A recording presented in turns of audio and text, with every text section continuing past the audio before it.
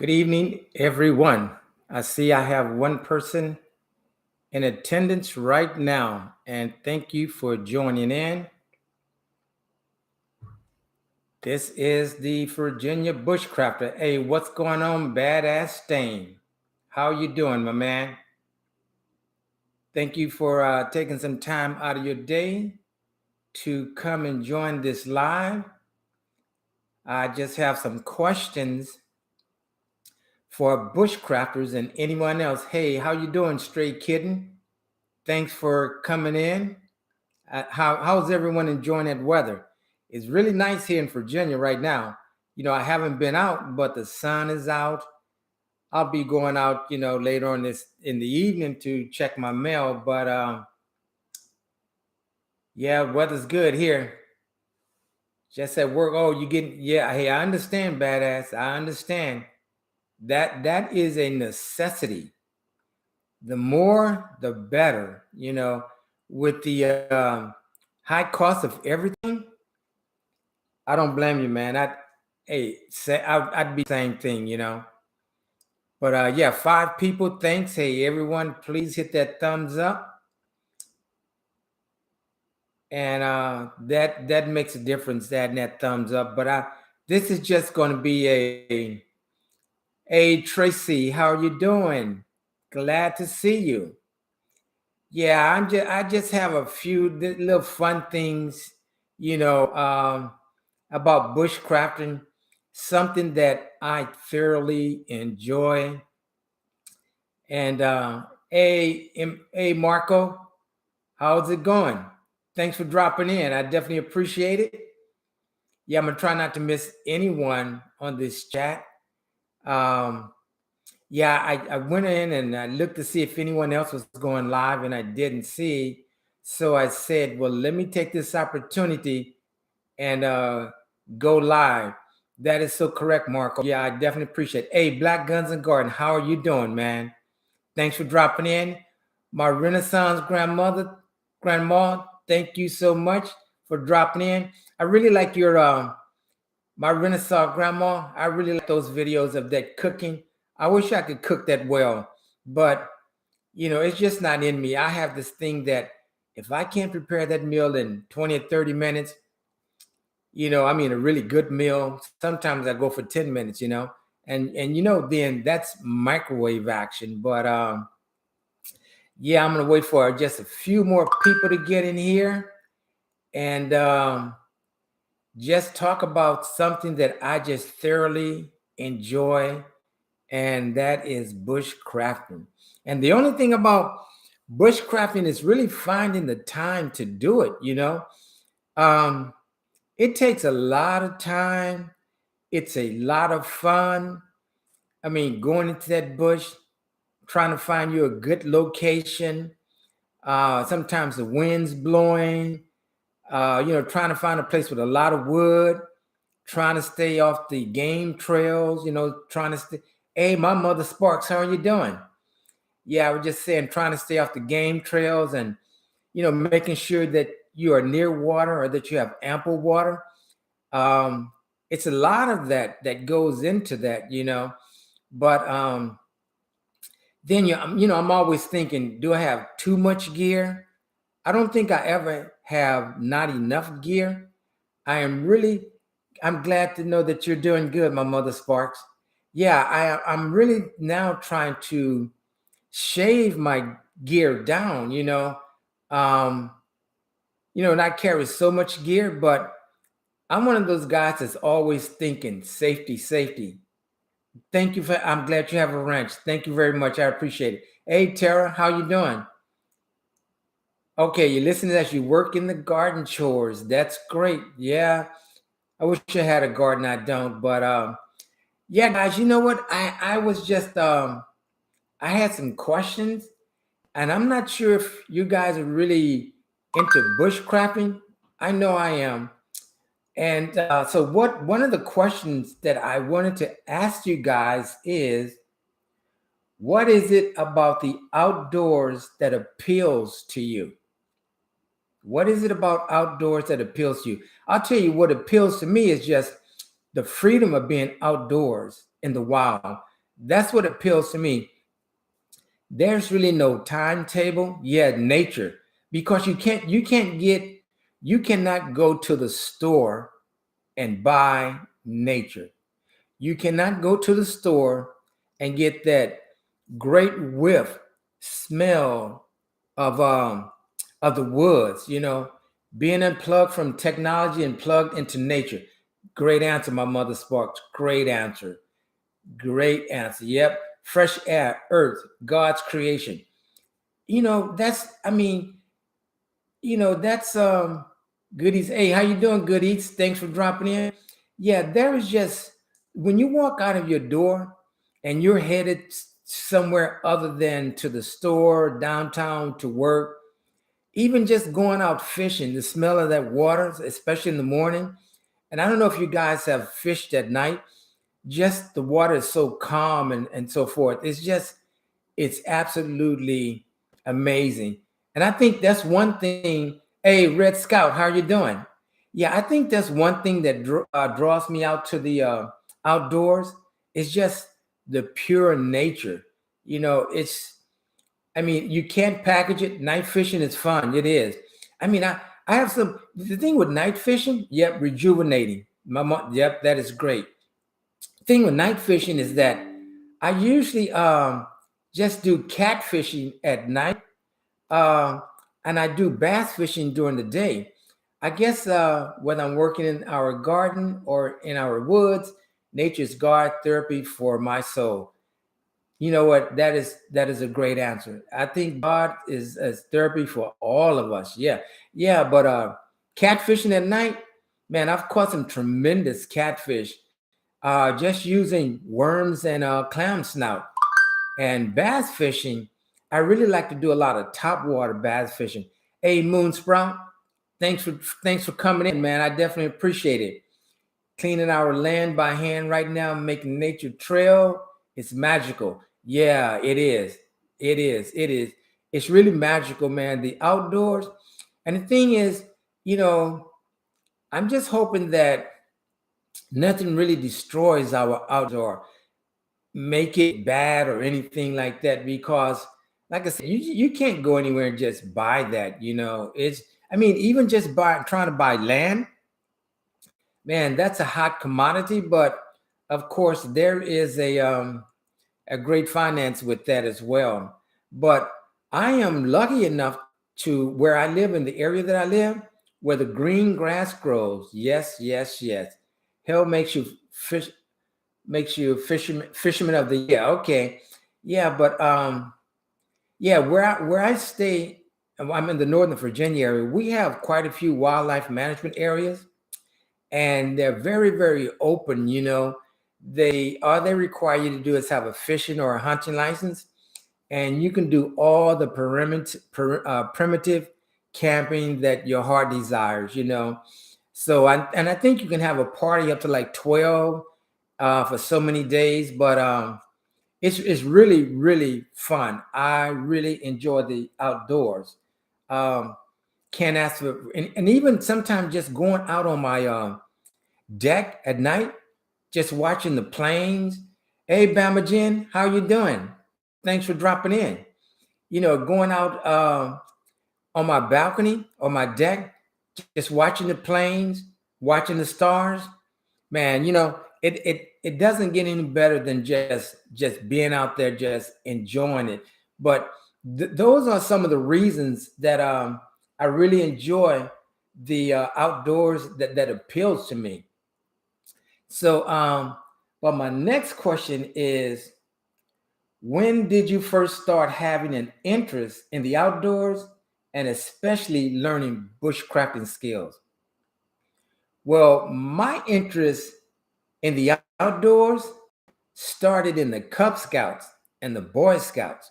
Yeah, those were, wearing that blue uniform to school, and then going to a Cub Scout meeting after school, and actually graduating up to the Boy Scouts. Yeah, nature is good. It's good guide. Yeah. Uh, and then going to the Boy Scout, actually wearing the green uniform with the green tents, having your duffel bag. Yeah. born at home in an off-grid cabin. Moonsprout, wow, day one. Yeah, yeah, that's what it, attracted me to the outdoors when I was young. Used to go to this lake. My father would take me to this lake, me and my sisters and my brothers, and man, we'd fish until nighttime, and we'd have enough fish that by the time my mother got off from work and got home, fish would be fried. So, man, I mean, I was drawn to the outside a long time ago. But it was, I would say, within the last year. Um, can I see with all of the blueprints to create a mighty oak out of nowhere? Wow, only God is the creator. Okay, yep, abracadabra. That's no existence. Yeah, but my kid's 21. Definitely glad I missed out on that song. Yeah, but yeah. It was just, I think, I started my bushcrafting from actually hunting. I watched this one video. This guy named Dave. He's on Really Big Monkey, and I saw him make a bed out of 100 feet of paracord. And I was out squirrel hunting one day, and of course, seemed like the wildlife can detect when you're there. So I just decided to, take a chance in making this bed, and it was let's see, Barney, and he was banned from the okay. I took a chance on making this bed out of paracord, and it actually, I was saying this paracord is not going to hold me, and it's 550 paracord. So I made this bed, had exactly enough of the paracord, and then I laid in it. It held me, and the next thing I know, I woke up. It was about 45 minutes later. So that led me to saying, you know what? I'm gonna start bringing a different knife. I start looking at different trees, or when I'm out there hunting, I'm thinking I'm looking for different trees. I look, and then I pass these little streams. I'm saying, I wonder if that water is really drinkable. Would anyone drink out of that water? And the water was clear. And I was thinking, Virginia, me got a little sidetracked. That's okay. But you're here now. But yeah, I was just talking about what sparked my interest towards the outdoors, and especially bushcrafting. But I would see this water, and I kept saying, I wonder if anyone would drink this water. I've heard of people doing it. I saw these nice trees. I was able to recognize a pine tree. I'm saying, I wonder if I've heard of people making pine needle tree. Of course, I believe in Jesus. Yep, most definitely. Um, Cedar much effort. We have an abundance. Yes, cedar. I have worked with cedar. I just noticed that cedar burns really quickly. But I'd be out there looking for wood and looking at the trees, and it's like I'm really supposed to be hunting. So I said, you know what? I'm just gonna go out here and just start looking around, and you're right, Mother Sparks, it does. I mean, the cedar smells so good that I remember once I was in the bush, I just loaded my backpack up with some cedar, and I still have that cedar in my garage right now. I do. And but yeah,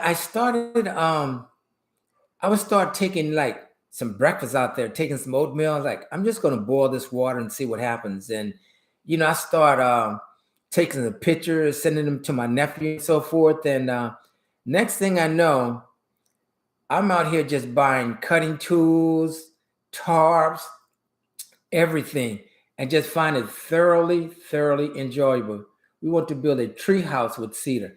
Yeah, I bet that would be a lot of fun. Tar said, my hubby and I enjoy 18 years of suburbanite, but belong for the day we could move to the country. Yeah, long for the move to the country. We're living in our RV as we build our new homestead. And hubby is teaching me basic bushcrafting. Yeah, hey, Daryl, thanks for dropping in, man. I appreciate it. Yeah, but I was supposed to get out in the bush this past weekend, wasn't able to, but it's like I have to go to my backyard. I have to do something because there's always room for improvement. And every time I go out there and put a cutting tool in my hand, there's something new that I learned. Like for instance, with the feather sticks, if you just get the feather sticks and you actually put something on, like get a plane, get it flat, and then as you're cutting downward, each time, if you just rotate the feather stick and get another angle, you can get those curls. So, but yeah, that what really, just being in the Cub Scouts, Boy Scouts, fishing and all of that good stuff, then going out doing the hunting, all of that has led me to bushcrafting, something that I think everyone should try. And again, even with bushcrafting, you necessarily don't have to go a mile into the woods. I would recommend that you may have heard this before, heard me say it before, but go a distance that you still can see your vehicle. So if something happens and you really are uncomfortable, you always have your vehicle to go back to. There's that comfort seeing that vehicle closely. But I can assure you this, the more you go out there will come a time that you're going to be away from that vehicle and you're not even going to miss it. I go out there now and it's like, yeah, the car's parked, but there's no need for me to go hike a mile or anything like that. But I usually go in maybe sometimes 200-300 yards, and that's a distance, and then you're packing all this gear. At least I am. Yeah, catfishing, but don't have the heart to kill. Okay, I'm sure it would change when I can't get food. Yeah, I'm a vegetarian and I don't eat fish or venison. But I was telling a guy the other day, it's like, I don't know about that. If it comes down to it, I may have to learn to acquire that taste for fish. But you know what? I like cleaning fish. Oh, catfish, it's really easy. To me, cleaning catfish is easier than cleaning the bass because with the bass, I'm scraping the scales off. Whereas with the catfish, man, I can just split it, take some pliers, pull that skin off, remove the head, and it seemed like it's a lot easier for me to do the catfish as opposed to the bass. But I think I enjoy the bass a little bit more. The bass is more challenging. It's like, can I get this lure up under those branches? Because if I get this lure under these branches, I know there's some bass there. Yeah. My number one, what is the number one prep? My number one prep, I'm going to say right now, is food. Food and water is my number one prep right now. Because when I go into the bush, I take food from home. I take it with me because I haven't done any foraging as of yet. But at that point, I'll kill it. But since I have food now, I just can't. Okay, yeah, I understand, my Mother Sparks. Yeah, I definitely understand. A lot of people like that. I've been fishing with some people that they didn't even want to put the bait on the hook. But you know what? That was fine. I put the bait on the hook. And you know what? Eventually, when they see you do it enough times, the next thing you know, they'll start doing it. It may be maybe the second time you take them out fishing. But yeah. Hey, April, how you doing? Thanks for dropping in. Hey, I really appreciate all you guys coming in. But yeah, I just love the outdoors. This is the next question I have for you, bushcrafters and no bushcrafters. What is one of your most memorable outdoors moment? One of your most memorable outdoors moment. I'll tell you, one of my most memorable outdoor moments is when I did my first overnighter. When I went to do some bushcrafting overnight. They're trying to kill wildlife as well. Yeah, it seems like that, but you see all the homes being built and it's just the animals are scattering away. Yeah, it kind of seems without everything that's going on, I don't know. It's strange. But I was fishing once and I had a friend who found a frog. She told me to put it on the hook as bait and I accidentally killed it. and felt yucky. Poor froggy. Yeah. I've never fished with a live frog. I've always had, and I haven't had any luck with them. But I have this thing, I forgot what it's called, where you actually are supposed to harvest frogs with it. Is it a gill or? But I have one. I put it to on a stick that's about 10 feet long, and I said I was going to try that. And it's not of water, even born out of water. Jesus Christ sacrificed blood. Yes, was a perfect sacrifice, and without God, you can't do anything. That is so true, Red Scout. Red Scout. I'll never forget that I was sunburned, so the water felt even more cold. Wow, I didn't know that. That's if you're sunburned, the water feels colder. Yeah, that's strange, but I guess that happened. But I'm going to try to keep up with this chat and try not to forget what I'm saying. But my most memorable event outdoors was when I did my first overnighter. It was cold. I harvested so much wood, and I dragging that wood back to camp, setting up my shelter. I mean, I had so much gear. I must have had a rucksack that weighed about 50 or 55 pounds. I harvested all that gear, had extra knives, a lot of lights. And I remember it started to rain. It just started to drizzle. So I put this plastic over the wood. And I tried to sleep. There was no way I could sleep. I would sleep maybe for 5 minutes, and it seems like I slept with my eye open. But just hearing that fire, man, it was one of the greatest moments. And then I had hot chocolate. I took some marshmallows, roasted those marshmallows, had the hot chocolate. That was in April of last year. That was one of my most memorable days out in the bush. And that's where it all started. Yeah. You missed my memory. It was a field shower with cold water in a field with no cover. Then the sunburn comment came. Oh, okay. I'm sorry. Okay. Miss. Okay, I got it. A field shower with cold water in the field with no cover. Oh, wow. That kind of reminds me of when I was in Paris. I was in Paris in 1999 on a bike ride that I'm really, really proud of. I qualified to do this ride that was 750 miles. I only made it 364, but what was very strange is that, I mean, you would get to this one stop, take a shower, and everyone take a shower together. I kept saying, this is strange, but that's just the culture over there. But that was in my bike riding days. But that first night going out into the bush by myself, I mean, I must prepare for that for 2 weeks. I kept adding things to my rucksack, taking things out of the rucksack. I mean, I had numerous ferrocerium rods, a lot of cotton balls. I even brought a lot of tinder with me.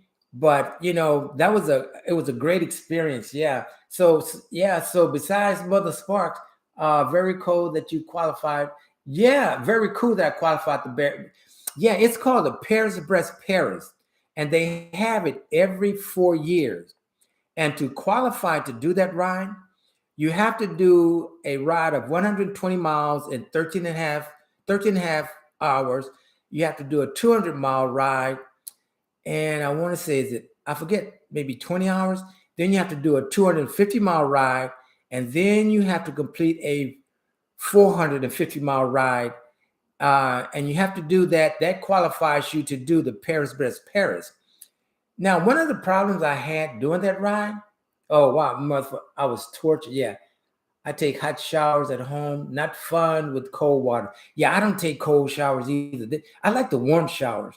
But this bike ride that I did in Paris, I practiced and practiced and practiced. I was riding, 400 to 500 miles a week. But I got to Paris, got too excited, and did the ride wrong. I did not stop.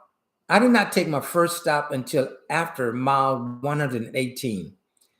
And long story short, I dehydrated badly at mile 364. So I'll have to tell you guys about that. That's all in another story. But yeah, let me see. With 80% of the time we share showers at home, that's a good thing. Hey, saving on the water bill, because I've noticed lately my utility bills have gone up more than I expected. Really, I tell people, and just jokingly, hey, that's why I go to the woods and I bring wood back home, because I may not want to stay at home all day. I can go out in the woods and go in my backyard and build a little fire and, hey, save some utilities. Or I can just go to the library and read their books and use their computers and save some utilities, But that I do that all for fun. But here's another question for everyone. What is your favorite patch or area of wilderness? Hey, Jason, how are you doing? I've got to give you a call, Jason. Yeah, what is your favorite area or patch of wilderness? My favorite area is in a county called Madison County. It is this location called Rapidan Wildlife Management Area. It is huge. It is basically bear country. There is nothing flat about that. And everything is just up and down, up and down. And I just like it because it's so large. Yeah, I can understand your cabin. Yeah, Jason. Yeah, that's yeah. If I had a cabin, I'm sure that would be my favorite patch.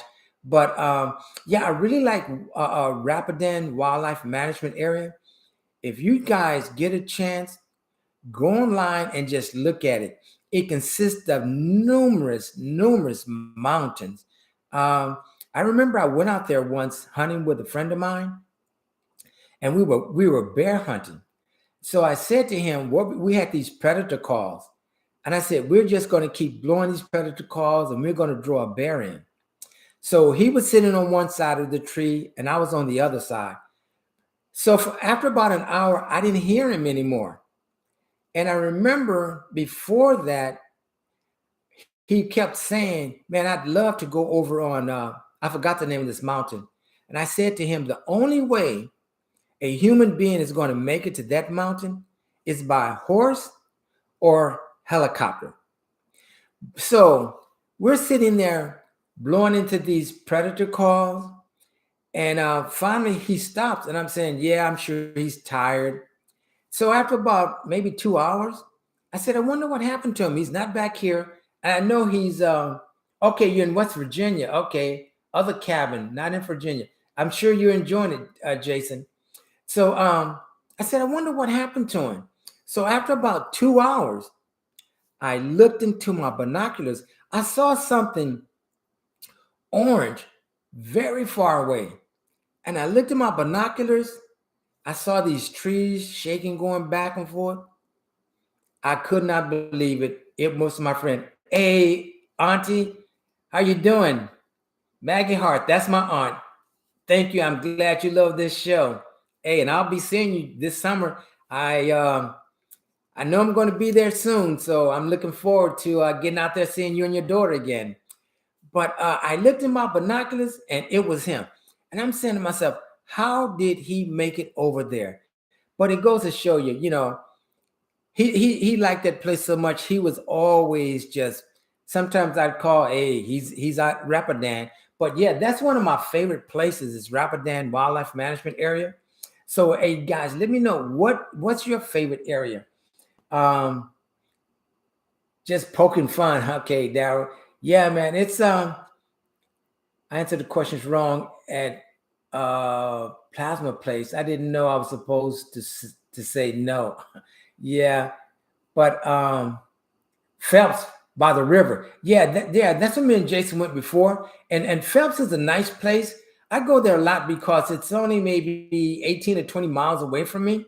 But lately, I mean, I've been going to other places like Pettigrew. That's another wildlife management area, and Mattapony. That's another one I've been to, and I want to check out G.R. Thompson.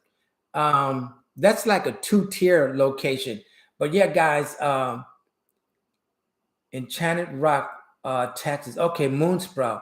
Yeah, I go to Texas, often, and I just went online and I hooked up with a group, a prepping bushcrafting group in Texas. So I'm looking forward to doing that. The only thing about Texas is when it comes to digging a hole, that soil is really hard. I mean, it's like a rock. So, but yeah, I haven't done any bushcrafting in Texas. Not yet, but I'm looking forward to doing that whenever I get down there. My other fluid on free. Okay, yeah, I'm just trying to keep up with this chat. But yeah, one of my favorite places is Rapidan Wildlife Management Area. For some reason, I just like it. For one reason, I think it's very safe because it's oh, no problem, Daryl, no problem. It's spread out, so you're not going to have a lot of people there. They do have one area where you can rent a cabin, but I like staying outdoors. I just like staying under the tarps. I really like the tarps. And hey guys, I just bought another tarp. It's called a DD tarp. It's a 10 by 10, because what I'm finding out with a square tarp, you can make more configurations with a square tarp as opposed to a rectangular tarp. But yeah, you guys just go ahead and enjoy yourself in the chat. I'm just browsing over here and so forth. But I brought that tarp because like I said, the more you bushcraft, the more you learn. And Sleepy Creek WMA, West Virginia, is miles from me. Okay, yeah.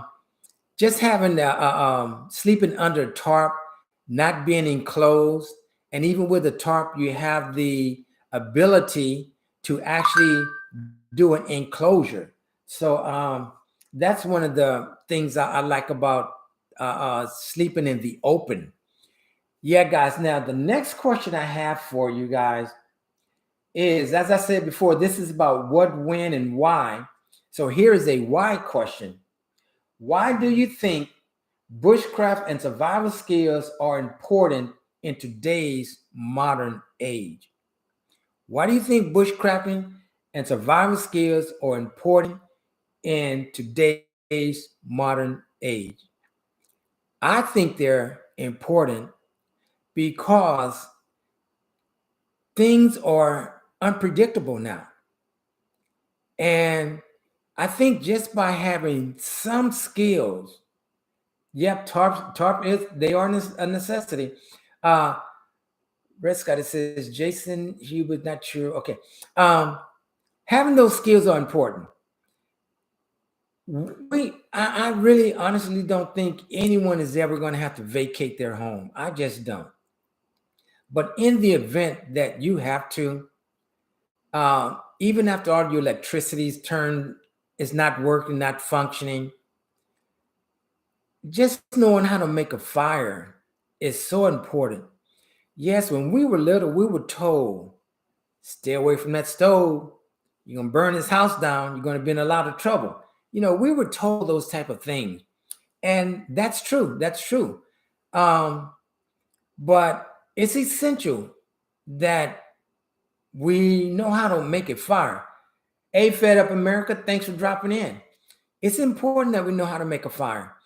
I mean, just out of using a ferrocerium rod, a flint and steel, or even just a lighter and matches. I mean, before I got into bushcrafting, I would think, hey, any tree you could use as tinder.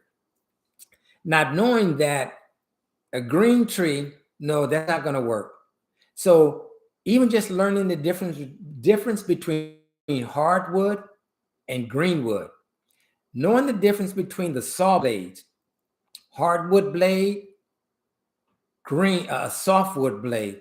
Knowing the difference in the knives, the grinds, knowing that this knife has a 90-degree spine, and I can use a ferrocerium rod to, on the back of this knife to get a spark to light some tinder, knowing how to gather that tinder, being able to know that if this tinder is going to work or not. A lot of times I will get some tinder, and even though it's damp, if you put the tinder against your face and you feel any coolness, there's moisture in that tinder, and more than likely you're not going to get, it's not going to be useful. So what you want to do as you're walking into the bush and you see tinder, take it off a tree, take it off a birch tree, a pine tree, and put it in your pocket, and learn how to make that fire. But that's one of the skills. Another skill is being able to source water. Unfortunately, we had some things happen not too long ago, which really, I'm sure it plants a lot of doubt in people's mind about water, finding oil in water and so forth. Now, even with all of the water filtrations and purification systems that we have access to, still find that water and boil it. And again, the saying is 6,500 feet, sea level or below, boil it for 1 minute. 6,500 feet above that, boil it for 3 minutes. I'm going to go out on a limb and say, hey, boil that water at least for 10 minutes. At least for 10 minutes. And another thing with bushcrafting skills, something that I do, when I finish using a liquid detergent gallon container, I fill that up with water. And the reason I do that is because who knows that I may have to use that water to wash my hands. And I don't want to use my drinking water when I don't have to. I'll do that with liquid dish detergent. When it's empty, I'll fill that up with water and I'll store it in case I want to wash my hands.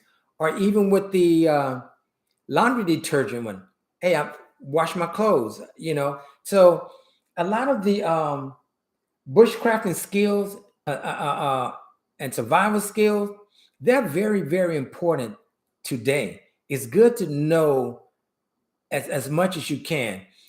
The first aid, knowing as much as you can about first aid, very, very important. Darryl said something could happen any day. Totally water, it equals life. We just finished a rain water collection system right now. It's for the garden only, but I feel good to know it's there. Yeah, that's great, Moonsprout. Wine and beer. Hey, I wouldn't sleep on that, wine and beer, red wine, hey, great. And even alcohol. You never know, to clean a wound. And then they say you can use that as a bartering item, Yep, coffee, definitely coffee. Yep, my mother sparked you second that. Worried about, Israel war. Here I feel we're in the middle of the Civil War with the food crisis and bang things around.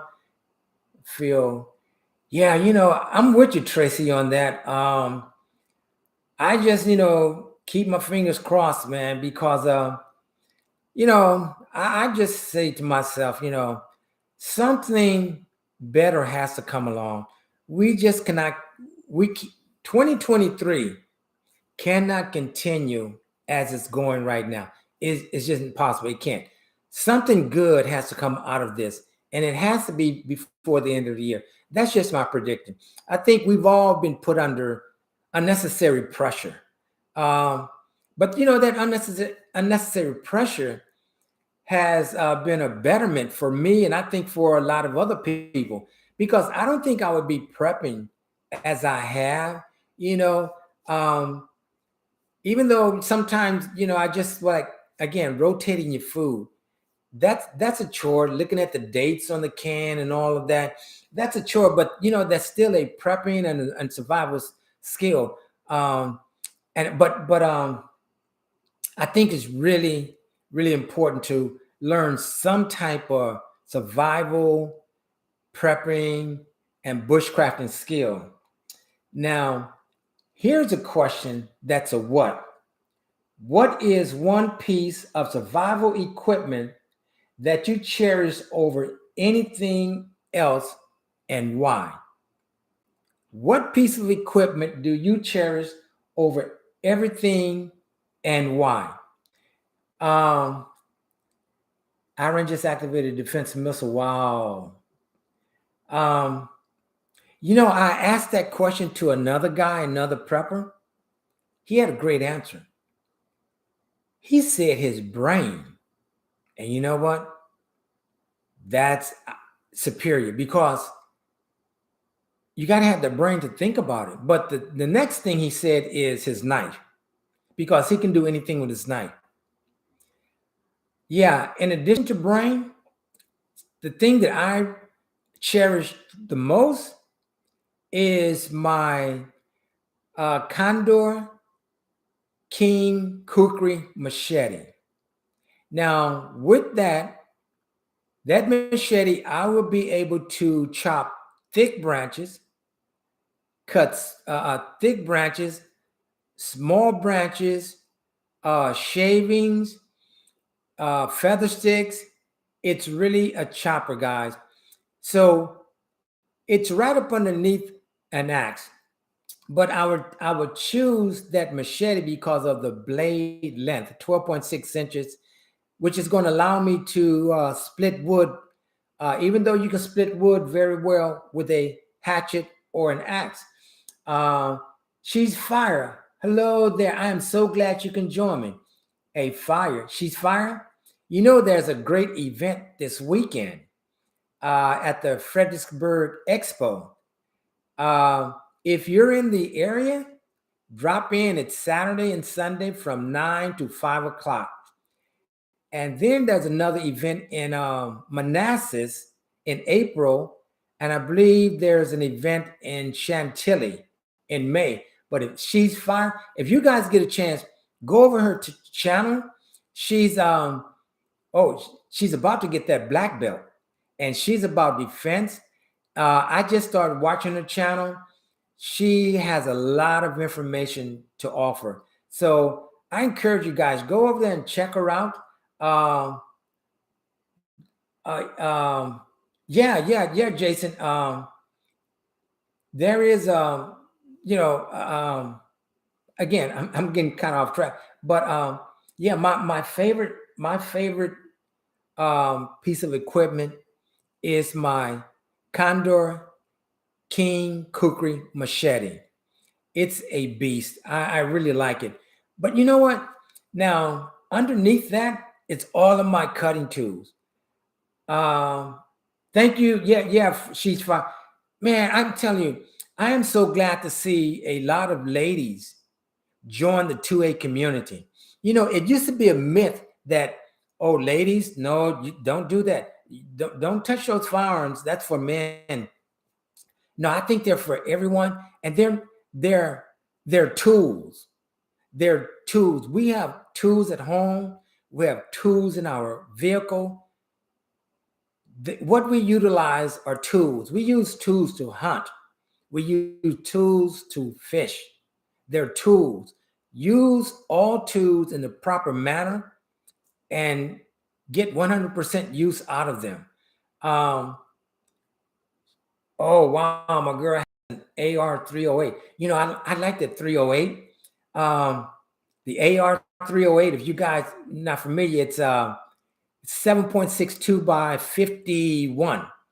And the 308 is one of the most popular rifles, very flat shooting rifle. And I think they shoot about 150 grain round, a grain bullet. When I first started, I started off with a shotgun. I had a shotgun, a nice Mossberg Persuader 20-inch. Then I got a combo. Then I with a 30-06. But 300 Win Mag is my favorite, and I haven't hunted with it yet. That will only be when I go to hunt bear that I would use a 300 Win Mag. But all of these are tools, and all of this that we do, it's done for enjoyment. I don't think people go on bushcraft for the salary or anything like that. However, we do have some individuals like Corporal's Corner, who's been doing this for like 14 years. Really Big Monkey, Dave from Really Big Monkey, him and his son. Their big channel. There's another guy, Survival Theory. There are a lot of bushcrafters that has been doing this for a long time, and it's great income for them. Dave Canterbury, another good one. Yeah, so I encourage you guys, man, just Cold Cracker, really fantastic. Joan Robinette, great guys, man. I watch their shows all the time. I try to watch as much as I can. But yeah, I really, I really like bushcrafting. If I could do it every single day, I would. Now, I didn't make it out last weekend, but every day I'm thinking, just this morning, it's like, do I really take this Scandinavian grind knife or do I take this other one? Well, I think I'll take the Condor because it's a true 14. But my other my other Survival Edge, it has a longer blade. It's 5 inches as opposed to the 4-inch. So I go through all of that. But the thing is, just learning how to use those tools adequately, and that's all the fun in it, just to Survival Theory. Yeah, Survival Theory, man. I like how he just appears out of the bush, man, he's a great guy. I really like him. I like my Camp 10. Yeah, the Kershaw Camp 10. That is the first serious cutting. Well, not the first. It's not the second serious cutting tool that I purchased. It is a 10-inch blade. It is more or less like a bolo style blade. It is coated. And the coated is somewhat called a patina, and it is a saber grind, and it has the best firm grip. And when I took it out into the bush, the first time I took it out there, I said, oh man, this thing doesn't work. It doesn't work. Well, learning how to use it, learning how to use any cutting tool. But that is one of my favorites. Another cutting tool that I really like, it is the Becker BK2. That is a beast of a knife. You can run a Mack truck over it and you're not going to damage it. As a matter of fact, they took a couple of the BK2s and they put them into the tree trunks. They actually climbed up the tree. That thing has a 5-inch blade. It is a saber grind. The spine of it is like a 3/16. And I don't know if you can classify that as a chopper, as just a knife, because it's a one in all. But the Becker BK2, you guys get a chance, you got to check that knife out.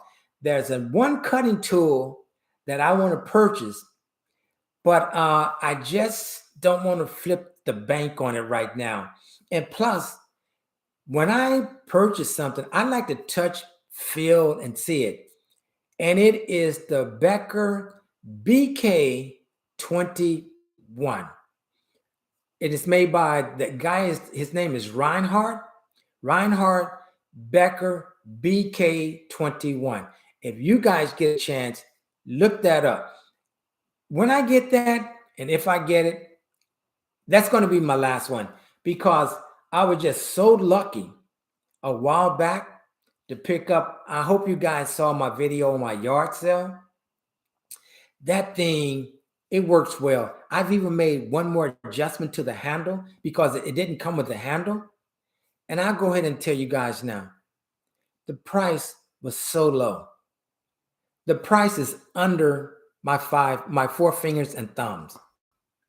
And I think the person just wanted to get rid of it.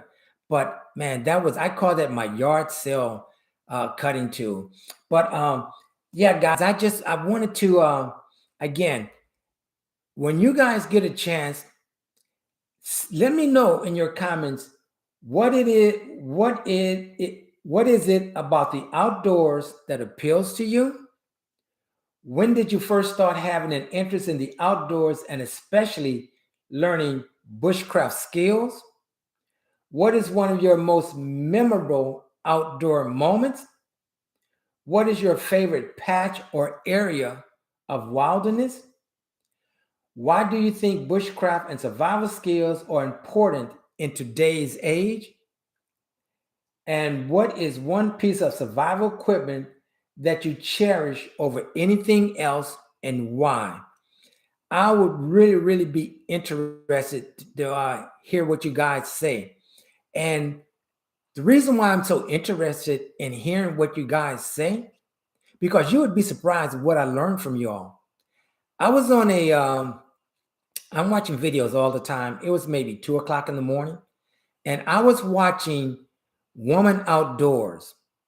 And I missed her. It was about 6 days ago. She had a live. And she had a guy on there named Mark. And Mark gave some of the best advice. Because when I go into the bush, I have a little toiletry set, with my toothpaste, my toothbrush, and, all that good stuff, cough drops. But as Mark was saying, you don't want to take your toothpaste out there because bears can smell that, and they can smell that at a great distance. But instead, take baking soda. Use that as your deodorant. Use that to brush your teeth with. And more than likely, you won't have a problem with the bears. And he also stated that bears usually, you don't want to surprise a bear. If a bear know you are there, more than likely, they're not going to come around you. And guys, honestly, that's one of the reasons that I keep my fire going on all night. When I get that fire started, if I'm there, if I'm going to be there all night, maybe an hour before the nighttime, I light that fire. I make that fire, and it is with the intent of not going out until I decide to put it out. So I spend a lot of, hey, Mac Bean, how are you doing? Thanks for dropping in. Hey, Mark, I think that, yep, that was you, Mark. I was thinking about that this morning, Mark, right? So when I go out this weekend, I'm not taking that toothpaste with me. I'm taking baking soda. That's right. And I'm going to pay, I'm going to get that. It was something you said you mixed to keep ticks and chickers off. I just don't want to mention the name of the store. I don't, for whatever reason, but I'm going there and I'm going to make that mixture. But that was really good when you were on there with Woman Outdoors, and I saw you. That was some great advice, man. I never thought about baking soda instead of the toothpaste, but yeah, that was a great idea. I got a lot of information, and hey, Mark, I know I'm going to be there this summer, so I'm going to be in contact with you. But okay, message. Okay, bears don't know the difference between peppermint toothpaste and human food. Okay, yeah, because that's right. One of the things they said, you don't want to eat at your camp. But I've done that all the time. But I make sure I wash my dishes, or if I don't have any type of camp soap, I will actually put my pans into the fire and burn any remaining food just to make sure there is no smell of food. But yeah, that's right. Bears don't know the difference between peppermint toothpaste and human food. Yep.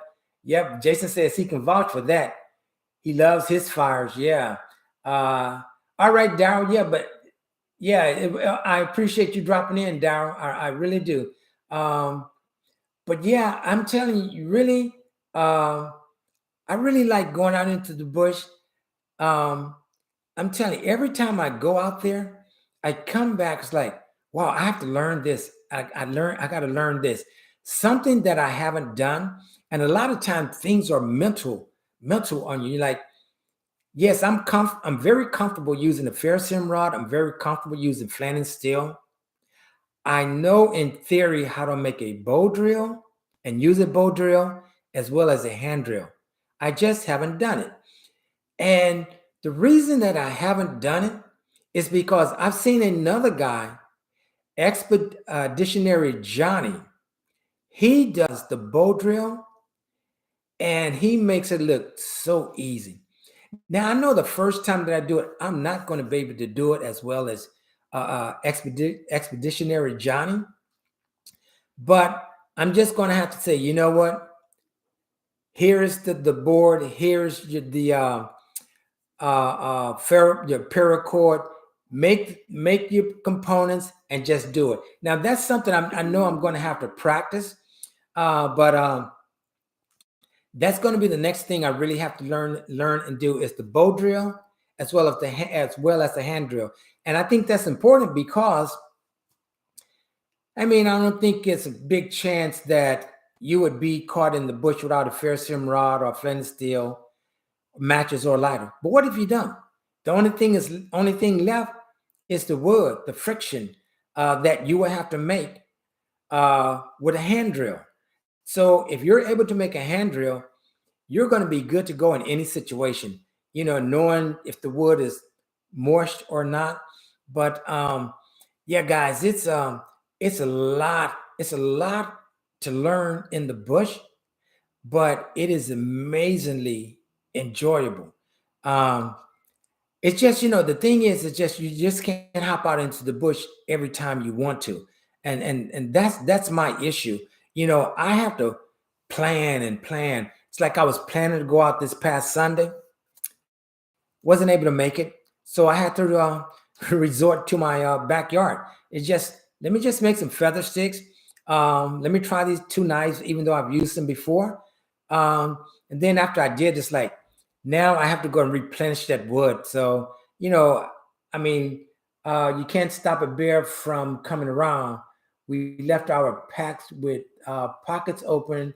They could sniff what they want, and we're less likely to tear apart your gear. Yeah, I read that. Yeah.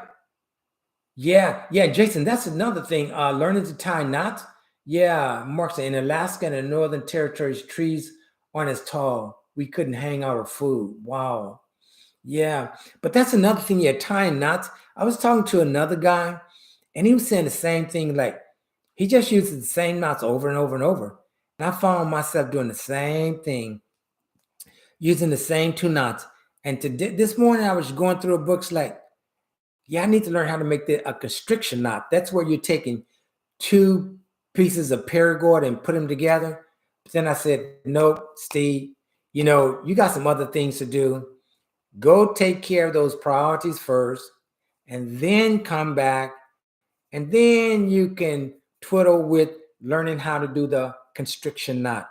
But if you don't use it, you lose it. But one thing I've learned, one knot is called a square knot. It's with you can use that for lashing and frapping. So I'm going to use that knot when I make another hammock, a wooden hammock. I would say that was like one of my second greatest moments out in the bush is making that hammock. It was made with 4 pieces of wood with rope and paracord. But what I want to do next time, I want to be able to make that hammock quicker and using square knots as opposed to just tying all 4 corners. And instead of using rope, I'm going to be using, it's called polyester pull tape. And it has a, they call it a tensile strength of 2,500 pounds. And here I learned this from Corporal's Corner. He had some that was 1,800, but I got the 2,500 I just did. And I said, you know what? This is strong enough to you can hang a moose up and field dress a moose with this. So I'm going to use that to actually hoist and hang the hammock that I'm going to put up. But right now, what my plans are, the next time I go into the bush, is to make a lean-to debris shelter.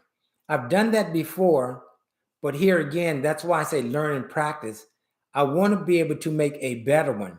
So if you guys are not familiar with a lean-to debris shelter, it's basically you're taking a long log and you can put it at a 45-degree angle in between the Y of a tree, or you can make a tripod and put a ridge pole on top, and then you go and get some branches and you put them against the ridge pole in a slanting way. And once you get that done, you just take a lot of spruce boughs and you cover all those branches. We call it, well, they're actually ribs. You cover those up thick as necessary, and then you put leaves on top of that. Now, the last time I did it, it took me about 4 hours just to do a lean-to. That wasn't an A-frame or anything like that. So, and it was my first time. She's fire. Are you going to film a video showing how to make the knots and the hammock? I definitely am. I'm definitely, as a matter of fact, she's fire. I made one, and I have it on a video, and I spent the night in it, and it worked really well. And I made it was very large, but I'm going to do it again. But this time I want to do it better. I want to make it better. I want to use the polyester pull tape. I want to use the knots that I'm going to use. You're basically lashing and frapping, and I want to do that. And I'm going to I want to make I guess it's called the mattress. I'm going to use all rope.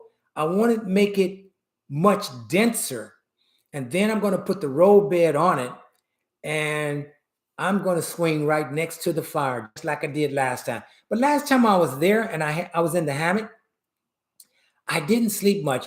And guys, really, when I'm out there by myself, I really don't sleep much because you're constantly feeding the fire. But I don't mind that because I just like the crackling and popping of the fire.